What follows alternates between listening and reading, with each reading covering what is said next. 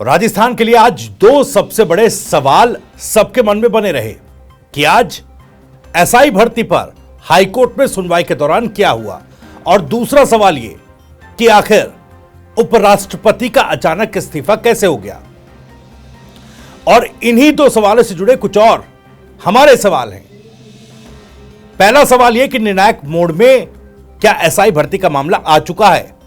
अब अगली सुनवाई को क्या हाईकोर्ट इस पर बड़ा फैसला सुना देगा, और अगर यह बड़ा फैसला होगा तो क्या होगा।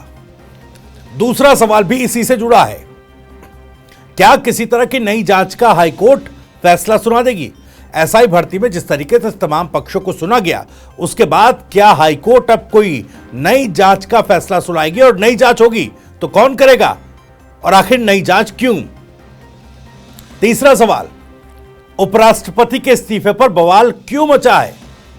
राजनीति में राजस्थान में भी पूर्व मुख्यमंत्री अशोक गहलोत से लेकर हनुमान बेनीवाल तक क्या कुछ कह रहे हैं। चौथा सवाल यह कि उपराष्ट्रपति के इस्तीफे पर बेनीवाल का सियासी बम क्या है जो उन्होंने फोड़ दिया है। इन्हीं तमाम सवालों के जवाब टटोलने की कोशिश करेंगे। वीडियो में आगे बढ़े उससे पहले आपको बता दें, राजस्थान की राजनीति, उसके सटीक विश्लेषण और अंदर की खबरें दिखाने वाला स्पेशल शो इनसाइड स्टोरी के साथ मैं हूं भविष्य त्यागी। राजस्थान की एसआई भर्ती परीक्षा हाईकोर्ट में जो इस पर लड़ाई चल रही है, यह लड़ाई अब उस मुकाम पर पहुंच गई है जहां हाईकोर्ट से किसी निर्णायक फैसले की उम्मीद बंध गई है।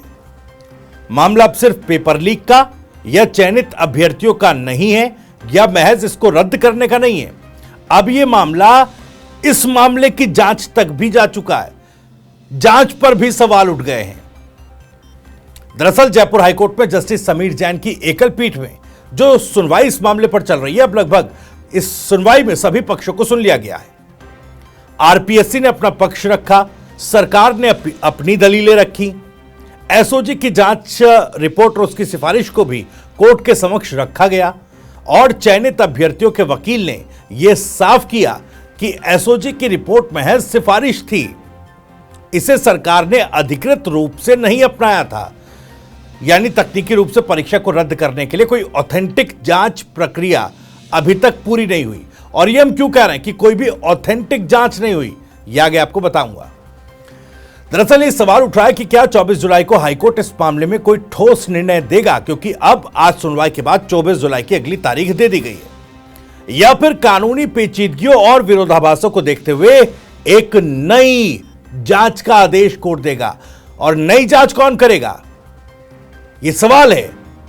सवाल यह है कि क्या न्यायिक जांच, जुडिशियल इंक्वायरी का या जुडिशियल इन्वेस्टिगेशन की आदेश जो है वो हाईकोर्ट की तरफ से दिया जाएगा। क्योंकि देखिए, एक तरफ सरकार सब कमेटी की रिपोर्ट को ही पीछे धकेलते हुए कह रही है हाईकोर्ट में कि वो रिपोर्ट पुराने तथ्यों के आधार पर थी।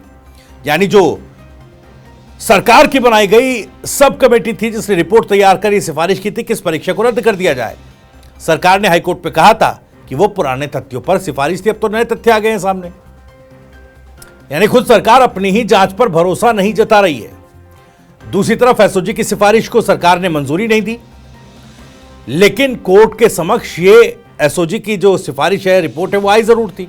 कोर्ट ने खुद जो एडीजी हैं एसओजी के, उनको तलब किया था, सवाल पूछा था, लेकिन इसमें तर्क दे दिया गया। याचिकाकर्ता जो अब चयनित अभ्यर्थी थे उनकी तरफ से तर्क दे दिया गया, भाई ये जांच और सिफारिश तो सरकार ने मंजूरी नहीं की, फिर इसका क्या इंपॉर्टेंस है।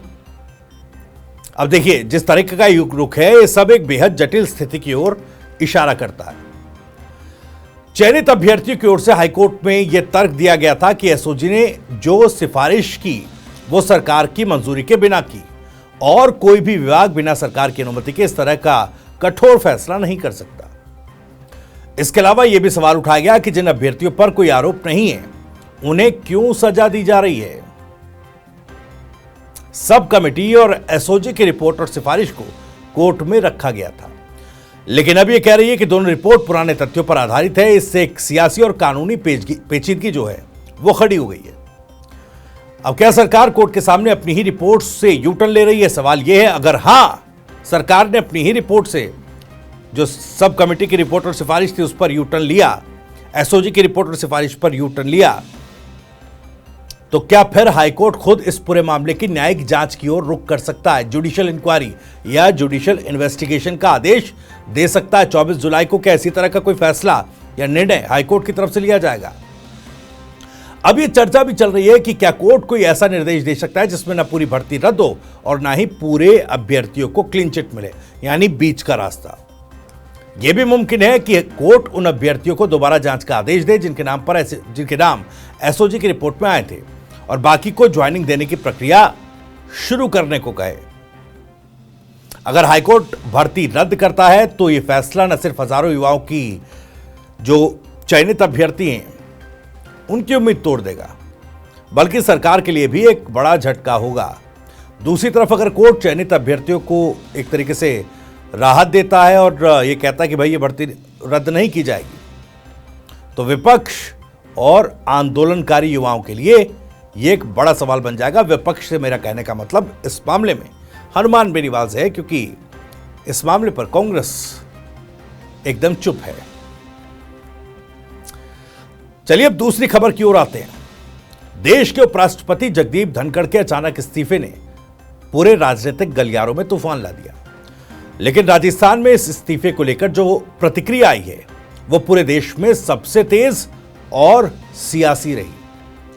पूर्व मुख्यमंत्री अशोक गहलोत ने साफ शब्दों में कहा कि इस्तीफे को सामान्य नहीं माना जा सकता। उन्होंने सवाल उठाया कि क्या बीजेपी और आरएसएस कोई बड़ा सियासी मूव छिपा रहे हैं। अशोक गहलोत ने कहा कि धनखड़ जी किसान समाज से आते हैं और हमेशा किसानों के हक में आवाज उठाते रहे हैं। शायद यही वजह है कि आज उनकी आवाज को ही कुचल दिया गया। देखिए, आरोप बड़ा लगा रहे हैं सरकार पर, बीजेपी पर, आरएसएस पर। यह बड़ा आरोप पूर्व मुख्यमंत्री अशोक गहलोत का है। दरअसल अशोक गहलोत ने जोधपुर में दिए अपने 10 दिन पुराने बयान का हवाला दिया। अपने 10 दिन पुराने बयान को उन्होंने कोट किया और कहा कि उन्होंने पहले ही आशंका जताई थी कि उपराष्ट्रपति और लोकसभा अध्यक्ष यानी ओम बिरला और जगदीप धनखड़ दबाव में काम कर रहे हैं। अब देखिए, धनखड़ का इस्तीफा इसी आशंका की पुष्टि है। 10 दिन बाद जो वो बात कह रहे थे वो उसी दिशा में देखिए आगे बढ़ रही है चीजें। उधर आरएलपी सांसद हनुमान बेनीवाल ने अपने बयान में अलग ही सियासी एंगल जोड़ दिया। उन्होंने कहा कि जब उपराष्ट्रपति चुनाव हुआ था तब एनडीए और बीजेपी के खिलाफ रहते हुए भी उन्होंने जातीय समीकरण के चलते धनखड़ का समर्थन किया था कि वो अपने समाज से आते हैं, राजस्थान से आते हैं, तो भले एनडीए बीजेपी के विरोध में है लेकिन धनखड़ साहब को वोट कर दिया। लेकिन अब जो कुछ हुआ वो दिखाता है कि धनखड़ जी बीजेपी और कांग्रेस दोनों नेताओं के संपर्क में रहते थे और राजनीति के वो पक्के खिलाड़ी हैं, माहिर खिलाड़ी हैं। यानी ये इशारा साफ है कि धनखड़ बीजेपी के लिए उतने वफादार अब नहीं रहे जितना उनसे अपेक्षा की जाती रही है। दरअसल उन्होंने कई और बातें जो हैं एक निजी चैनल को टेलीफोनिक इंटरव्यू में कही। उन्होंने कहा कि भाई ये तो दोनों पार्टियों के नेताओं के साथ, दोनों पार्टियों के लोगों के साथ संपर्क में रहा करते थे, उनके तो दोनों ही पार्टियों में अच्छे संबंध थे। ये भी कह रहे थे हनुमान बेनीवाल कि मेरे विरोधियों को वो कार में ले जाकर डोला करते थे। इस तरह की बातें उन्होंने कही है। तो कहीं ना कहीं जिस तरीके से एक समाज का समझकर उपराष्ट्रपति के चुनाव में वोट हनुमान बेनीवाल ने दिया, वो ये बताने की कोशिश कर रहे थे देखिए उस समाज की जो भावनाएं थी इस इस्तीफे से आहत हुई हैं, उनके टेन्योर को लेकर जो स्थितियां बनी उससे आहत हुई हैं। तो कहीं नहीं कहीं किसान समाज, जाट समाज, इसको लेकर वो एक अपर हैंड लेने की कोशिश इस मामले में कर रहे थे। खैर, उपराष्ट्रपति जगदीप धनखड़ के इस्तीफे को लेकर कांग्रेस नेताओं द्वारा किसान समाज का मुद्दा उठाना महज सहानुभूति बटोरने का प्रयास नहीं है, बल्कि ये सीधे तौर पर राजस्थान के जाट और ओबीसी वोट बैंक को साधने की रणनीति का हिस्सा है। जगदीप धनखड़ की छवि एक किसान नेता की रही और इस मुद्दे को उठाकर कांग्रेस राजस्थान में उस वर्ग में सेंधमारी करने की कोशिश करेगी जो परंपरागत रूप से बीजेपी के साथ रहा। बीजेपी की ओर से इस मुद्दे पर कोई ठोस बयान अभी सामने नहीं आया, जो अपने आप में एक बड़ा संकेत है।